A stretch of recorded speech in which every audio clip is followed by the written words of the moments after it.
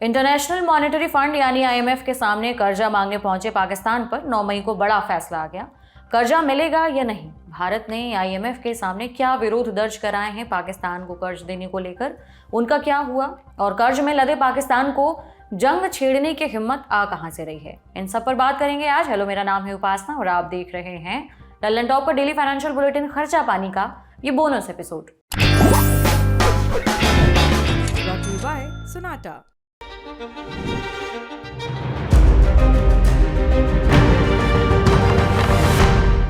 International monetary fund यानी IMF ने आज यानी 9 मई को पाकिस्तान को एक्सटेंडेड फंड फैसिलिटी के तहत $1 बिलियन देने के फैसले को रिव्यू किया और अलग से रेजिलियंस और सस्टेनेबिलिटी प्रोग्राम के तहत $1.3 बिलियन की मदद देने पर भी विचार किया है।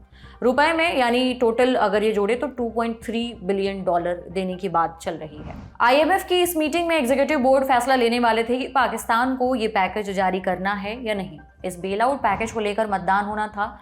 भारत ने इस मतदान से किनारा कर लिया।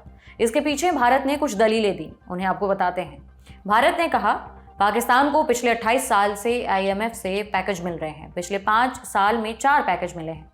अगर इनका सही से इस्तेमाल होता तो पाकिस्तान को अब एक और पैकेज की ज़रूरत नहीं पड़ती। इसका मतलब है कि या तो पाकिस्तान को दिए गए पैकेजेस की ढंग से मॉनिटरिंग नहीं हो रही है या फिर पाकिस्तान उनको ढंग से इम्प्लीमेंट नहीं कर रहा है। पाकिस्तान के आर्थिक मामलों में वहाँ की सेना का गहरा दखल है। वो अपने फ़ायदे के लिए इन पैकेज का इस्तेमाल कर रही है। इन पैसों से बड़े बड़े बिजनेस चला रही है। संयुक्त राष्ट्र भी ये बात मान चुका है। बार बार पैकेज देने से पाकिस्तान के ऊपर कर्ज बहुत बढ़ गया। ऐसे में ये भी नहीं कहा जा सकता कि वो ये कर्जा चुका पाएगा या नहीं। आतंकवाद को पालने पोषने वाले देश को बार बार पैकेज देने से ग्लोबल बिरादरी के बीच गलत मैसेज आएगा। भारत ने ये तमाम दलीलें दी।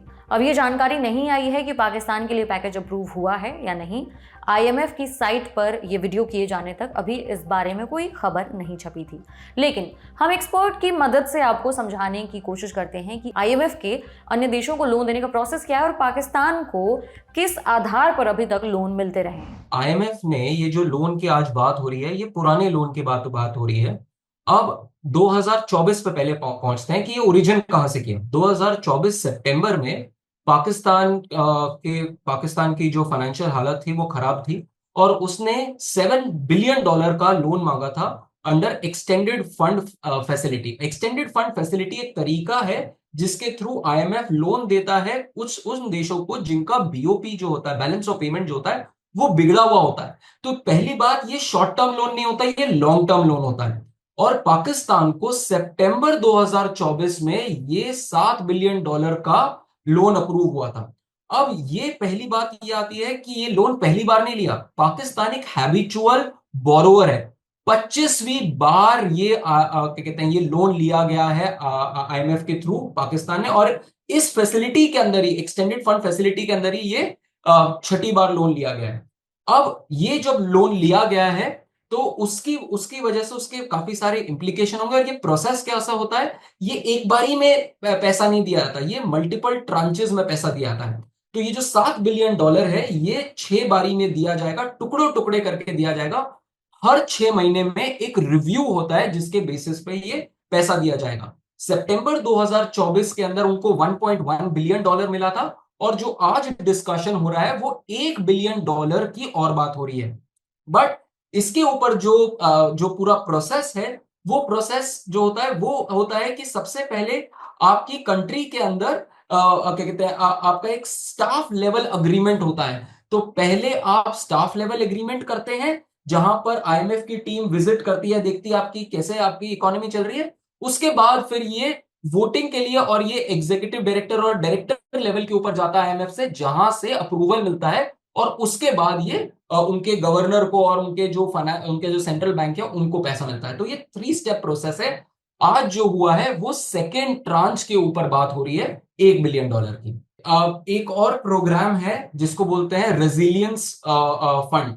अब ये रेजिलियंस फंड जो होता है ये इसलिए दिया गया है, ये 28 मंथ का प्रोग्राम है। इसमें बहुत लो रेट ऑफ इंटरेस्ट पे, ऑलमोस्ट 0 रेट ऑफ इंटरेस्ट पे या बहुत कम रेट ऑफ इंटरेस्ट पे पैसा दिया जाता है। अब ये इसलिए दिया जाता है क्योंकि पाकिस्तान जो है वो एक वाटर स्ट्रेस्ड कंट्री है और वहां पर क्या कहते हैं, वाटर यूजेज खराब है, वहां पर जो कंट्री है वो उसके डिजास्टर मैनेजमेंट खराब है। अगर आपको याद हो तो पाकिस्तान में हाल ही के टाइम पे फ्लड्स भी आए थे, तो उसकी वजह से और क्लाइमेट चेंज की वजह से जो इंपैक्ट पड़ता है, इसकी वजह से ये क्लाइमेट रेजिलियंस के लिए या आरएसएफ फंड दिया जाता है। बट जो इंपॉर्टेंट चीज है, इंडिया ने अब कह दिया है कि इंडस वाटर ट्रीटी जो है वो अब अबेयंस में है। इसकी वजह से पाकिस्तान के ऊपर वाटर स्ट्रेस जो है और भी ज्यादा हो सकता है, और फ्लडिंग भी, क्योंकि हम डेटा शेयर नहीं करेंगे तो मानसून के टाइम पे बिना बताए उनके वहां पर फ्लड्स भी आ सकते हैं। तो ये जो प्रॉब्लम है, ये पाकिस्तान के लिए फाइनेंशियल प्रॉब्लम और बड़ी होने की आशंका की जा सकती है। तो टोटल 2.3 अरब डॉलर अगर पाकिस्तान को ये कर्जा जारी हो जाता है, और जैसा कि इंडिया ने दलील दी है कि पाकिस्तान इन पैसों का ठीक से इस्तेमाल नहीं कर रहा है, तो क्या भारत के लिए ये चिंता की बात होगी?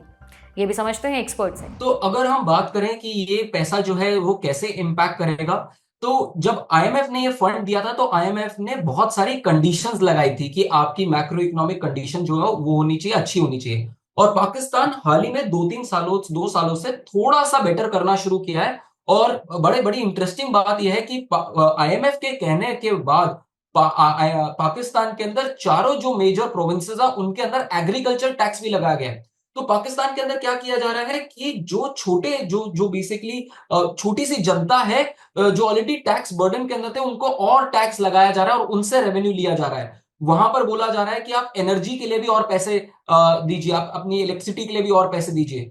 तो वहां पर बहुत सारी कंडीशंस लगती है जिनके थ्रू आईएमएफ पैसा देता है। अब अगर ये वॉर जो है अगर वो फाइट करने की कोशिश करेगा और उसके पास पीछे से फाइनेंसेस नहीं है, तो ये कंडीशंस वो मीट नहीं कर पाएगा। फाइनेंशियल इन्फ्लेशन बढ़ेगा, वहां पर उनका फिस्कल डेफिसिट बढ़ेगा, उनका रेवेन्यूज गिरेंगे। तो इन सारी कंडीशंस के अंदर अगर ये सारी कंडीशंस वो फुलफिल नहीं कर पाएगा, तो तीसरा जो ट्रांच है, 6 महीने बाद फिर एक मीटिंग होगी जिसके अंदर उसको फिर पैसा चाहिए होगा।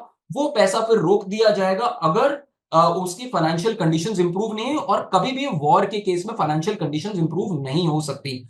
इंडिया अगर उसके मुकाबले इंडिया को देखिए, तो इंडिया के पास सब्सटैंशियल रिसोर्सेज है। आज की डेट में भी हमारे पास 8 से 9 महीने का फॉरेक्स रिजर्व्स है। अगर आप पाकिस्तान की बात करें तो उसके पास सिर्फ 2.5 से 3 महीने का फॉरेक्स रिजर्व्स पड़ा हुआ है। तो ये दिखाता है कि पाकिस्तान एक बहुत प्रिकेरियस पोजीशन पे है, जिसके जिसके बेसिस के ऊपर उसके लिए कोई लॉन्ग टर्म लड़ाई जो है वो सस्टेनेबल नहीं है। मैं आखिरी पॉइंट बोलना चाहूंगा, क्योंकि आईपीएल का सीजन चल रहा था। जैसे धोनी खेलते हैं कि गेम को डीप ले जाना चाहिए, एंड में आप देखिए कि क्या होगा। इंडिया के लिए अगर चाणक्य नीति कोई होनी चाहिए तो यही होनी चाहिए कि पाकिस्तान को अगर हम लॉन्ग ड्रॉन कॉन्फ्लिक्ट में ले जाएं, तो पाकिस्तान उसको 2 हफ्ते से ज्यादा उसको सरवाइव ही नहीं कर सकता। तो हर हर जो गोली है वो आपको बंदूक से नहीं निकालनी, कई गोलियां जो है वो इकोनॉमिक वॉरफेयर से भी होगी, जिसकी वजह से पाकिस्तान जो है उसकी रीढ़ की हड्डी टूट सकती है। अब आपको आईएमएफ का थोड़ा सा इतिहास बता देते हैं। आईएमएफ 1944 में बना था, जब पूरी दुनिया विश्व युद्ध के बाद खड़ी हो रही थी। ब्रिटेन, अमेरिका, फ्रांस जैसे बड़े देशों की अर्थव्यवस्था हाँफ रही थी। ऐसे में अमेरिका के ब्रेटन वुड्स नाम के छोटे से कस्बे में 44 देशों के नेता जुटे और वहीं बनी 2 सबसे ताकतवर आर्थिक संस्थाएं, वर्ल्ड बैंक और आईएमएफ। आईएमएफ का काम तय हुआ कि दुनिया में जब कोई देश अपनी इकोनॉमी संभालने में मुश्किलों का सामना करेगा तो आईएमएफ उसे बचाएगा लोन देकर। लेकिन आईएमएफ ये पैसा जुटाता कहां से? जवाब है, उसी के सदस्य देश उसे ये पैसे देते हैं। आज आईएमएफ के पास 191 देश हैं। हर देश अपनी हैसियत के हिसाब से आईएमएफ में पैसा डालता है। इसे कहते हैं कोटा। जितना बड़ा कोटा उतनी बड़ी ताकत। अमेरिका का कोटा सबसे ज्यादा है, इसलिए उसका वोट सबसे भारी है। आईएमएफ देशों को ये लोन कुछ शर्तों पर देता है, लेकिन ये शर्तें सिर्फ आर्थिक नहीं होती, वो सिस्टम में बदलाव की मांग करता है, जिसे कहते हैं स्ट्रक्चरल एडजस्टमेंट प्रोग्राम्स। इसके तहत आईएमएफ सब्सिडी घटाने, टैक्स बढ़ाने, सरकारी खर्च कम करने और सरकारी कंपनियों को प्राइवेटाइज करने की मांग करता है। मान्य देशों को जो पैसा मिलेगा वो आईएमएफ के हिसाब से ही खर्च करना होगा। पाकिस्तान अब तक 24 बार कर्ज मांगने आईएमएफ के पास जा चुका है, जैसा कि हम वीडियो के शुरुआत में भी बता चुके हैं। लेकिन इस बार जब लोन मांगा तो भारत ने विरोध किया। साफ कहा है कि पाक को नए कर्ज ना देने के लिए आईएमएफ से वो दलील देगा या मांग करेगा। लेकिन मान लेते हैं कि अगर आईएमएफ भारत की दलील को अनसुना करते हुए नए लोन जारी कर भी देता है तो भारत पर उसका कोई बड़ा असर नहीं पड़ने वाला है। बहरहाल इस बुलेटिन में इतना ही। आपको ये जानकारी पसंद आई तो हमें जरूर बताएं कमेंट बॉक्स में। देश दुनिया के अन्य खबरों के लिए देखते रहिए दिल टॉप। शुक्रिया।